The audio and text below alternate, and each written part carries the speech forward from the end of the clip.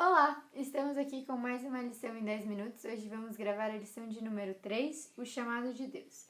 Esse trimestre estamos estudando sobre Esdras e Neemias.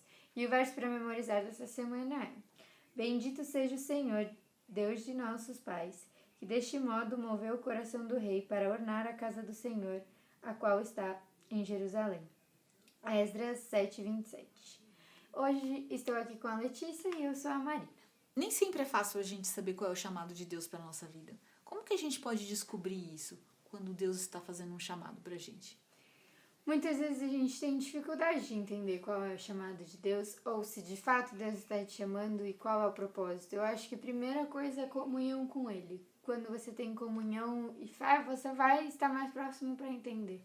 Mas muitas vezes Deus toca as pessoas, né? O Espírito Santo toca as pessoas, às vezes com um pedido, com uma situação, você sente aquilo mais forte no seu coração e você sente aquela vontade de fazer alguma coisa.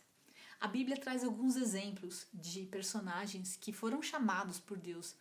E você pode falar como foi o chamado de Esdras e Neemias?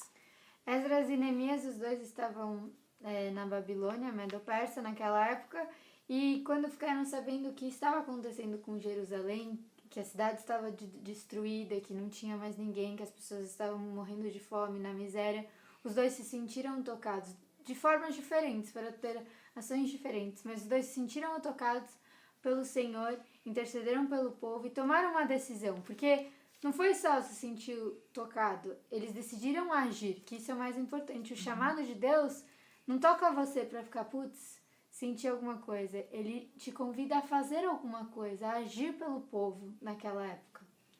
Sim, é importante que quando a gente está conectado, a gente tenha um coração voluntário. A gente tenha vontade de servir aquilo, aquela causa, aquele chamado. E a gente vê isso no chamado deles. Qual foi uma das ações específicas que eles voltaram para fazer? Esdras e Neemias. Esdras era um estudioso da lei, então ele era um escriba. Então ele sentiu o desejo no coração dele, tocado pelo Espírito Santo, de voltar e falar para o povo daquelas mensagens e das obras de Deus tinha feito até aquele momento, de trazer de novo, restaurar a fé com base na aliança que Deus tinha feito. E Neemias, como uma pessoa muito influente por ser o copeiro do rei, sentiu vontade de voltar e fazer o trabalho braçal, né, de organizar e liderar para a construção da Jerusalém. E você vê que os dois guiados por Deus, tiveram aspectos de liderança muito fortes. Então os dois tomaram essa posição e intercederam pelo povo, não só para fazer o trabalho, mas intercederam para que Deus honrasse a aliança que ele tinha feito com o povo de Israel. É interessante que o sacerdote voltou para colocar em prática todo aquele estudo que ele tinha feito, né, de como restaurar não só o templo, mas o serviço do templo, a dedicação das pessoas, os cultos, a adoração. E Neemias foi para dar segurança para o povo, porque os muros estavam destruídos, não tinha portões, não tinha nada, as pessoas tinham medo de ficar ali. Sim. Então ele volta com essa missão. E isso é muito importante, esse chamado específico para fazer aquela ação. Deus colocou esse desejo no coração deles. E no mesmo momento, porém, para fazer coisas diferentes, né? Entendendo que cada um tem a sua habilidade. Cada um tem um propósito dentro do plano de Deus. Sim, os chamados eles acontecem no plano de Deus. Deus sabe o tempo de tudo. A lição vai falar desse tempo profético. Quando ele começa e quando ele continua. Deus primeiro revelou isso para Jeremias, que por conta da desobediência do povo, o povo seria levado em cativeiro por 70 anos. Qual foi o personagem que, estudando a Bíblia, teve essa revelação? Daniel também, por ser um estudioso, assim como Esdras, pôde ler e entender o que Jeremias estava dizendo. E Esdras pôde complementar essa mensagem desse tempo profético, de que eles ficariam exilados e depois o tempo até que viesse Cristo Jesus, então. Isso, essa é a profecia de maior período que está registrada na Bíblia. Aí isso mostra pra gente que quando Deus quer revelar para aqueles que estudam. Então revelou para Daniel quando ele estudava as profecias de Jeremias. Depois ele revelou isso para Esdras e Neemias e deu a profecia das 2.300 tardes e manhãs, culminando com o decreto para a volta e a reconstrução de Jerusalém. Como esse tempo profético, ele é importante, porque ele mostra a direção e o caminho que Deus tem conduzido o seu povo.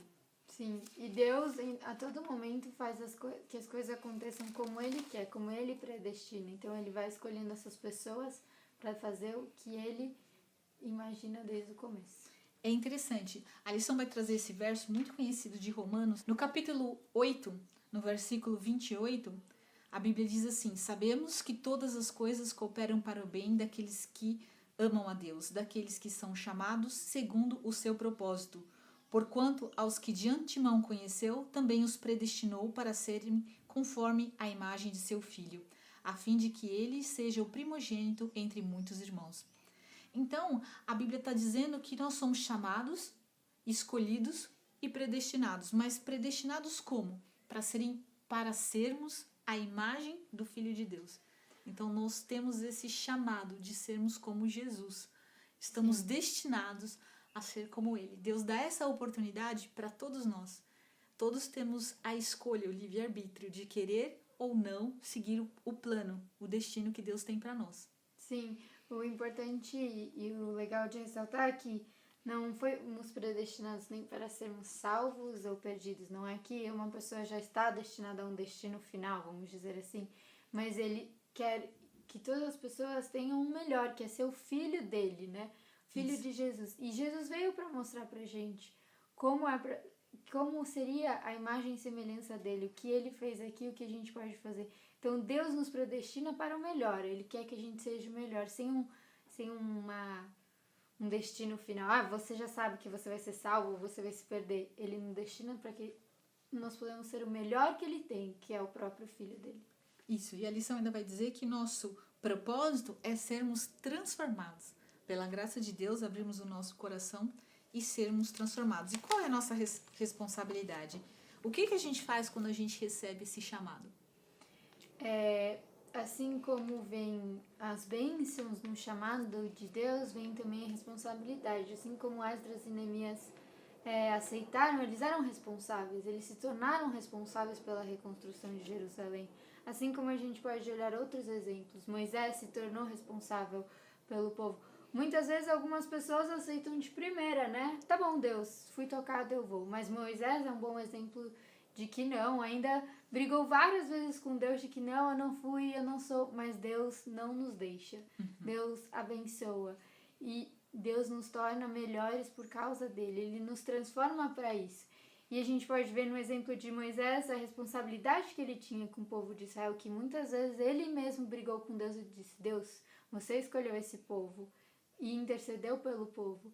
Deus tornou Moisés um líder melhor por causa disso. Então é a nossa responsabilidade de honrar esse chamado. E Deus vai nos capacitar o tempo todo de fazer aquilo que amamos para o serviço dele. É isso. Muito obrigada por acompanhar essa lição. Nós nos vemos no próximo sábado.